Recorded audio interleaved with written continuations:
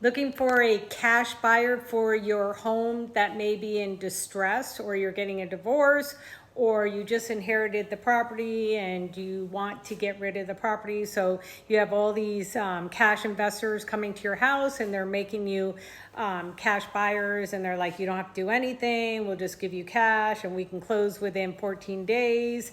Well, what if I gave you an alternative where you can get 47%, around 47%? Obviously, each house is different, but I'm getting 47% more for homeowners that are thinking about selling their home for cash. And the way I'm doing it is I'm still listing it as a realtor, but I have all the resources to get the home somewhat ready for the market.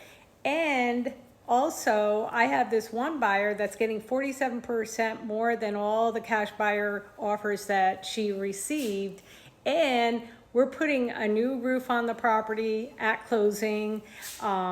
She's giving closing costs credit to the buyer, and she has some repairs to do that she has to do. So even with my commission and the closing costs, she's getting 47% more. So think about it. If you're thinking about selling your home for cash and you have all these cash investors offering you a certain amount and close right away, try the Willers Homes team and see if we can sell your home for around 47% more, even with closing costs, even with commissions.